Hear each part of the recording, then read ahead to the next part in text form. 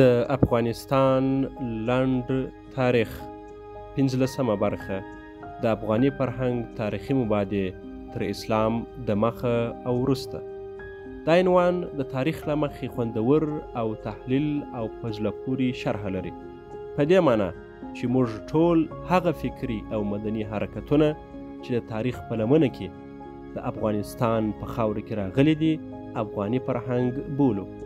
او دا فرهنګ د افغانستان د تاریخ د لرغونیو وختو یعنی د 1400 قبل میلاد په شاوخوا کې له ویدي دورې څخه شروع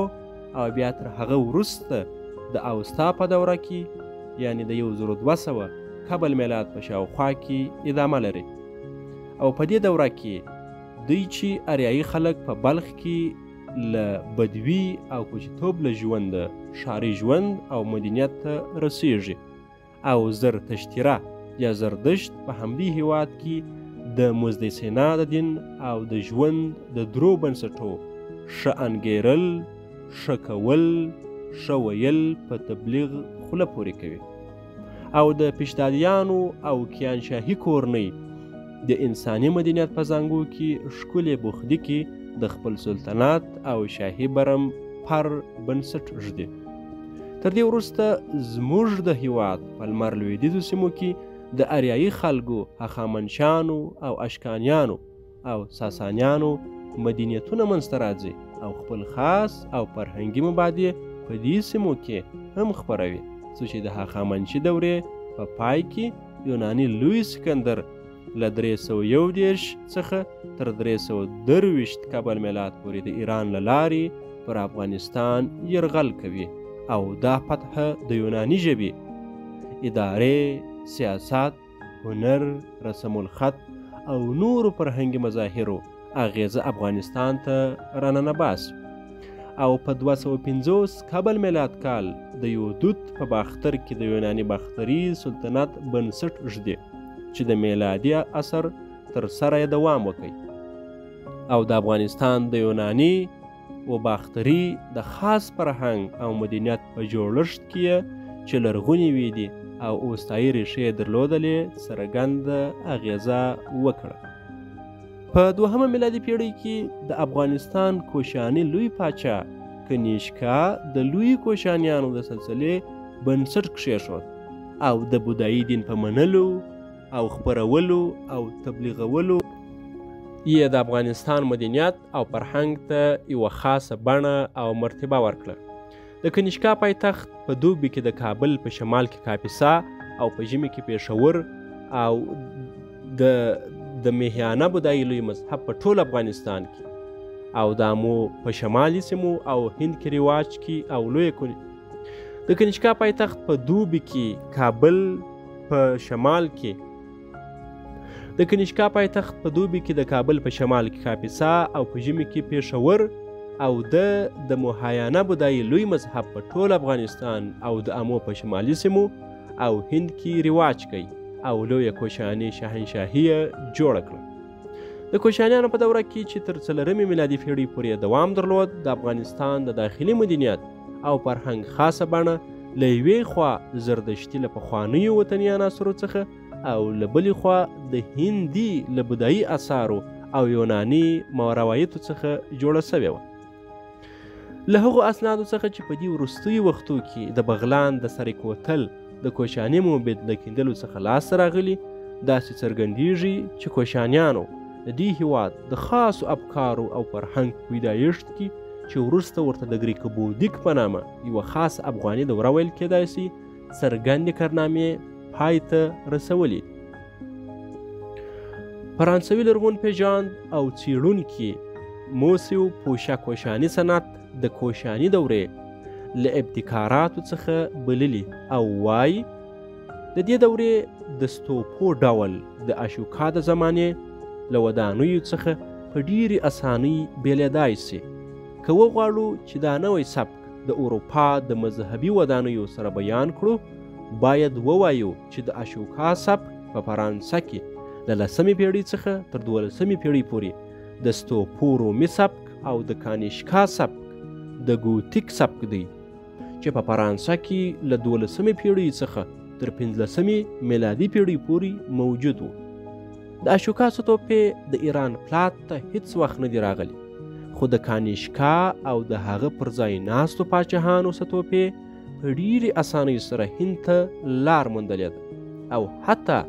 د کوشان امپراتور د نوي پایتخت پروشاپوره یا اوسنی پیښور جنوب شرقي خواته خورا لوی بتون یا موبد ودان کړی دی. دې بتون څو واره اور اخیستی و او اوس یوه کنډواله ده، خو موږ د چیني مسافرانو د یاداشتو د لوستلو په نتیجه کې وکولای سوه اصلي خطونه یې وپیژنو چې د دې کنډوالې په اثارو کې د معجزې په توګه د بودایي له مقدسو شیانو څخه یو شی چې د کانیشکا تصویر او لاسلیک ورباندې سته راپاته او کشف سوی دی. الماني دکتر هرمان ګیوتینسچي د هند په باره کې د څېړنو استاد دی. د کوشاني دورې د هنر په باب کې وایي یوناني هنر په هندي هنرو د شکل په بدلون شروع وکړه او د ګندهارا بڼه یې موندلې ده. خو ډېر څېړونکي په دې عقیده دي چې نوموړی سبک باید د یوناني او بودایي طرز پراخوالي ته لږ منسوبه وباله سي، بلکې دا د اریانا د شرق یعنی افغانستان د هغه طرز پراختیا ده چې د جنوب شرق د ساکانو او کوشان د قبیلو تر واکمنۍ لاندې خپور سوی دی، او په دې ډول په کشمیر کې د ګوپتا تر دورې یعنی له 3مې تر 4مې میلادي پیړۍ پورې لکه چې د هریوان د بودایي بوتونو له کنډوالو څخه څرګندیږي یو بیخي خالص هنر پر ځای پاته سو. او د دې خلکو یرغل د یونان او بلخ او د یونان او هند دولتونه له منځه یوړه او هند ته یې تازه عناصر راویستل چې نور یې نو په غربي ایران او د هخامنشي په نفوذ اړه نه درلوده او د ایران د پلات په شمال پورې تړلی و. میراث ایران 150 مخ. د کوشاني دورې کلتور او تمدن او هنر د خپل بشپړتوب او انحطاط مرتبه تیرې کړي او د اسلامي دورې تر شروع او د عربو د لښکرو تر نفوذ پورې راورسېدل چې بیا یې په اسلامي لومړۍ پیړۍ او د 650 میلادي په شاوخوا کې خپل ځای یو بل ګډ مدنیت او فرهنګ ته پرېښود چې هغه ته د افغانستان د لومړۍ اسلامي دورې فرهنګ وایو. اسلامي او عربي عناصر چې د قبل اسلام په پخواني مدنیت او فرهنګ کې ورګډ سوه هغو ته یې بیخي و نوې تازه بڼه ورکړه چې وروسته بیا دوی د همدې خراسان او افغانستان له خاورې څخه د شمال او المرختو خواته تر چین او هند پورې خپاره سوه. په همدې سبب د افغانستان خاوره د جغرافي اقلیم او وضع له مخې باید په پخوانیو پیړیو او وختو کې د ګډو سوو فرهنګو د پیدایښت ځای وباله سي او له همدې جهته پروفیسور تاینبي د تاریخ انګریز فیلسوف په خپل نوي کتاب کې چې د اکسوس او جمینا ترمنځ نومیږي دې نتیجې ته رسېدلی چې د افغانستان خاوره یو راوند اباوټ یعنی د فرهنګو د انشاب ټکی او د تشعشع مرکز او څلورلاری و چې د 2000 کالو په تېرېدو یې څه چې په خپله درلوده او څه چې له د باندې ورته رارسېدلي ول خپل شاوخوا هند، ایران، ماوره نهر او مرکزي اسیا ته خپاره کړي دي. د اسلام د لومړۍ پیړۍ په لومړۍ 4مه د 24 هجري په شاوخوا کې د عربي بریالیو لښکرو فتوحات د خراسان او مروه ترمنځ له سیستانه د ارغنداو تر ناوې پورې را رسېدلي ول او همدا وخت دی چې افغانستان په تیره بیا په جنوبي جبهه کې د اسلامي بریالیو عسکرو او د عربي نوي دین او افکارو او ثقافت او ثقافت او ژبې د تېرېدو لار وګرځېده او دا ټول فرهنګي مهم عناصر په افغانستان کې د یوې پیړۍ د پخواني تهذیبي او ثقافتي بڼې سره ګډ سوه او بیا په ګډه د سیند د مهران تر څنډې پورې پر مخ ولاړه او دا مطلب له هغې لیکنې څخه ثابتېږي چې په عربي او سانسکریت ژبو پر یوه ډبره لیکل سوې او دا ډبره د شمالي وزیرستان په توچي کې لاسته راغلې ده چې د لیکنې نیټه یې د 243 هجري یا 850 میلادي د جماد الاولا میاشت ده. د توچیناوه له غزني او ګردیز څخه د هند خواته د فاتحانو او تجارتي کاروانو د تیرېدو لاره وه او معلومه ده چې اسلامي ژبه او ثقافت د 815 میلادي په شاوخوا کې هغه ځای ته رسېدلی و. اسلامي فرهنګ خاص عربي عناصر درلوده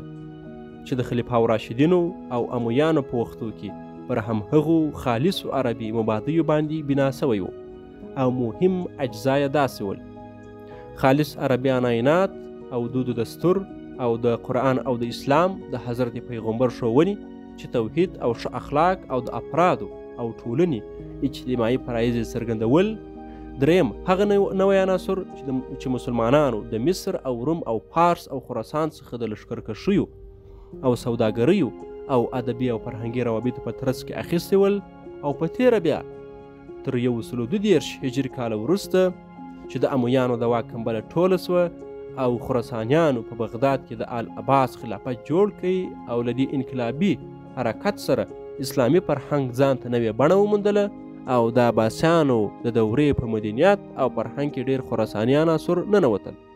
او ډېر ژر یې په ډېر قوت د خراسان ټولو فرهنګي او فکري او عقلي مبادیو ته په عربي ثقافت کې ځای ورکړي.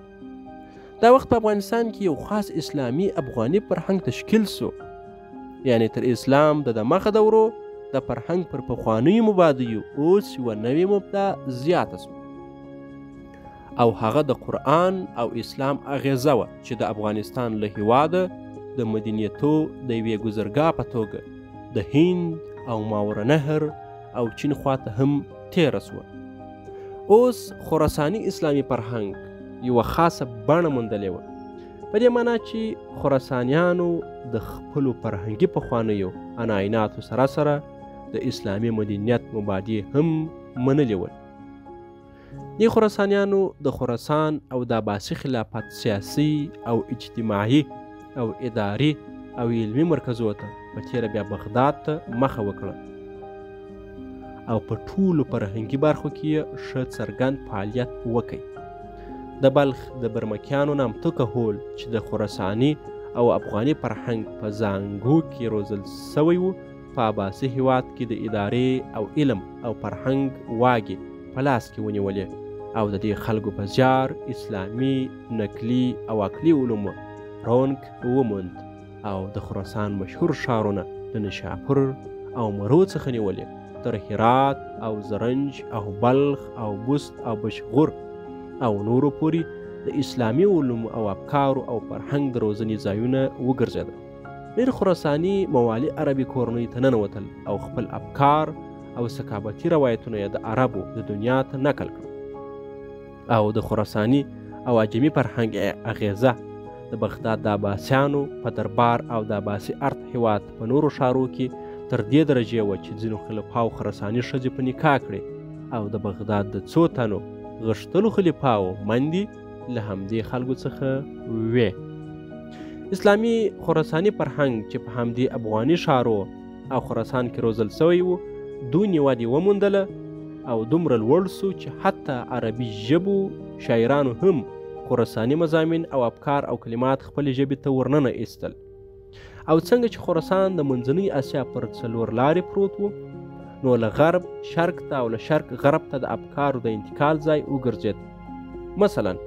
ابن ندیم د سمنیا یا بودایانو او د هغو د پیشوا ابوظاصب د حالاتو د بیانولو په وخت کې د یوه کتاب نقل کوي چې هغه یو خراساني لیکلی و او له دې څخه هم څرګندیږي خراسانیان او د افغانستان او د هغه د ګاونډیو خاورو خلک عربو ته د هندي افکارو د وړلو وسیله وه. ځکه نو باید په لنډه توګه ویل سي چې زموږ په دې هیواد کې تل افغاني فرهنګ موجود و، که څه هم د زمانې په تېرېدو سره یې بڼې او سبغې تغییر کړی دی، خو د دې ګذرګاه افکارو او اندېښنو او مدنیت تل په خپل افغاني هویت تشخیص ساتلی دی. د دې مخ مرطوبې نقشې ته دې رجوع وسي. ماخذونه: افغانستان بعد از اسلام لومړی ټک، آریانا انتیکوا تاریخ افغانستان لومړی او دوهم ټک، تاریخ افغانستان د سرپرسي سایکس پټانان د الوپکیرو اثر، خۆشتوهی کە تۆ بێ دەستێن کۆن و مادر زەبانی دەرێ. دە 15 بەرخی پای